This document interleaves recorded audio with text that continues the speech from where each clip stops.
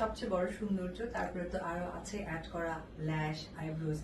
আর ধন্যবাদ জানাতে চাই আমাদের সেতু আপুকে, উনি অর্গানাইজ করছে। আর ওনার পার্লারের নাম হচ্ছে মুক্তা মনি বিউটি মোহনা বিউটি পার্লার।